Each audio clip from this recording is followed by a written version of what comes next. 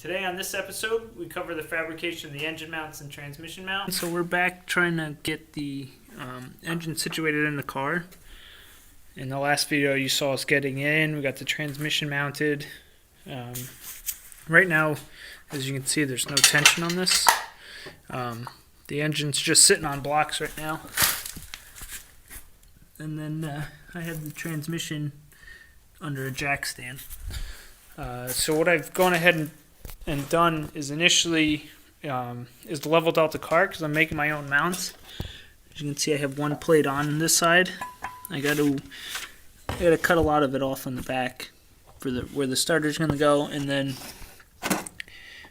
just to get around this and widen up the holes. So like I said, I got the car leveled first before I tried and set the engine in. So what we did to get the engine in is just put the lift on the back of the car, and then this way we could tilt it back up to kind of allow us to get the angle in.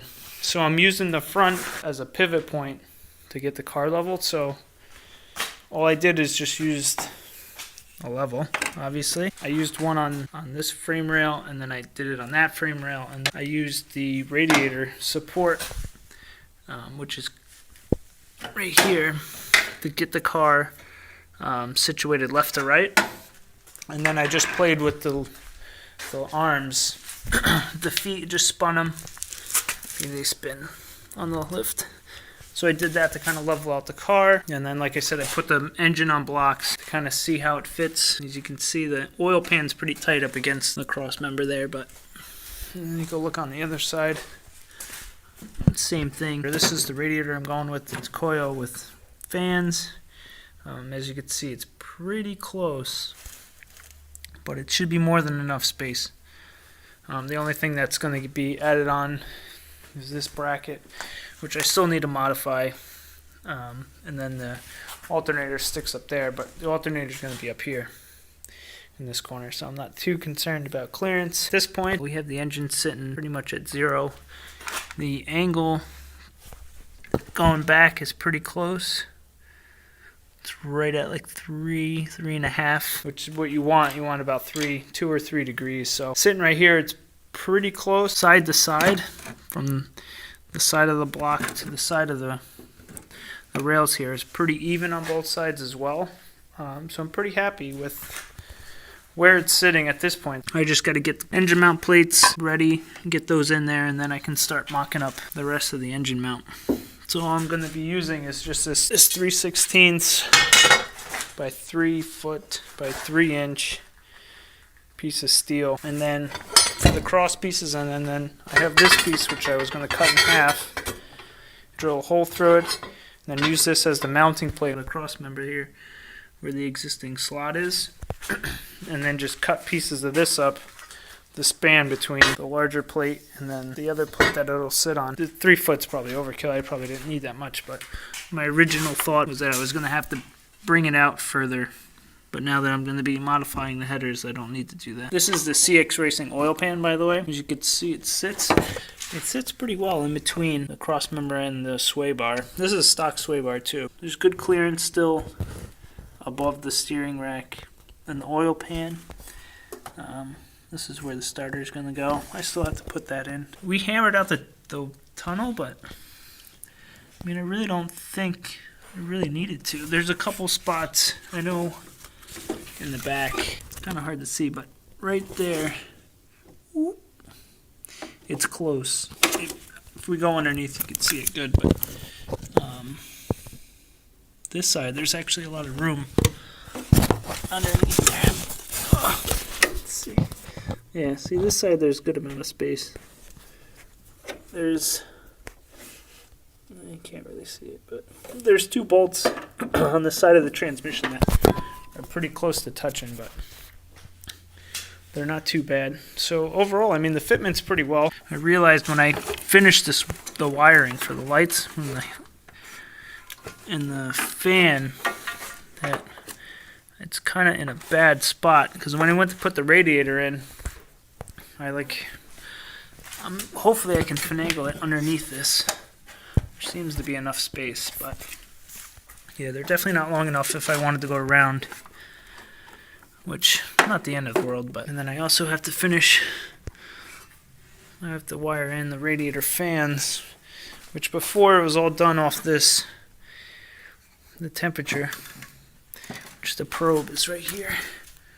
It's stuck. Yeah, there it is. I'm still debating whether or not I want to use that, or if I just want to maybe keep this too and just make it an on-off with this. So regardless, I'd have to flip the switch on and then it would go off with the temperature, but we'll see. Haven't quite decided yet. Alright, the first thing I'm going to do to check to make sure this car is still level, I'm going to go on the front rails here with a level. So you can see the bubbles in the middle. That's what we want. Now I'm going to go this side. This side's a little trickier because it's brake lines. But if you can see, that one's pretty good. And then for the front, I'm going to be using this. I don't know if you can see, but that side to side, it's pretty good. So now we're going to check. We'll check the engine. The engine's right about 3.5. Well, yeah, it's about 3.5. So I'm figuring once the car settles a little bit, it should drop. Should drop a little bit to about 2.5, hopefully. So let's start fabricating the pieces and see what happens. All right, so check the distance. Just gonna use a tape from the block. And I have about 8 3/4. Let's check the other side.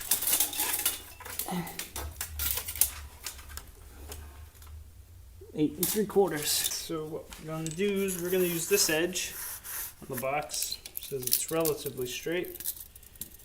And we'll do 4 5/8. And we'll do, I don't know, we'll do 5/8 again. And take this guy. Fuck you.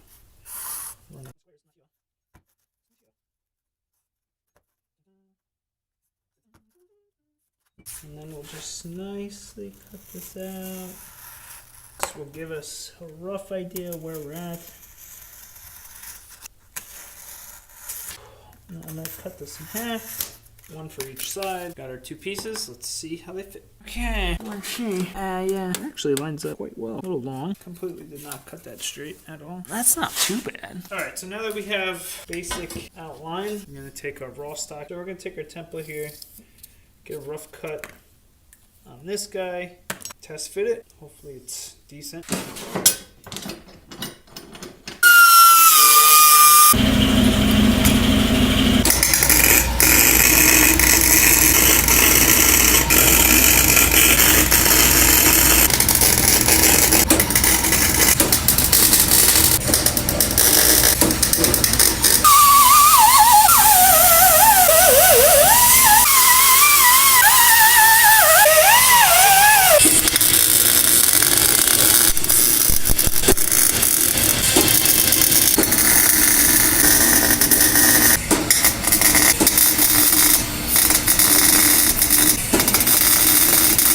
So here we have our angle iron that we're going to be using for the transmission mount. I pulled this off of one of my old skate boxes. It has a bunch of liquid nail stuck to it, so I'm just going to scrape this off, get this all cleaned up.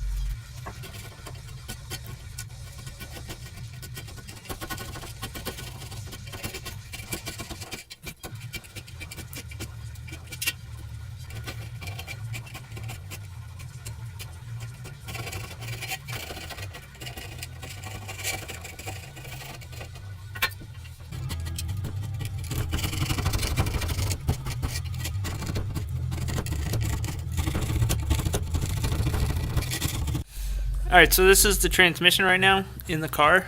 I have it supported from above with this strap, but this is the one mounting location, and there's the other with the 2 bolts in it already. So I got to cut a piece to fit here and there, and then I'm going to run a piece between this opening and then tie back in to the stock bracket. So we got our first piece marked up. So now we're just going to cut it out, mark out the holes.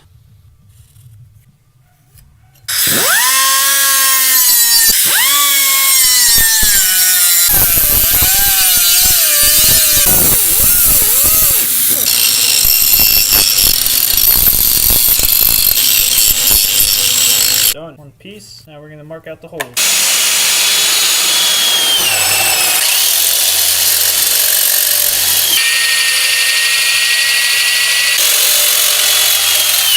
There you go. Now they're both moved over a little bit. Well, let's put it in and we'll see how it lines up. I might have to bore these out just a little bit. They're not exactly square.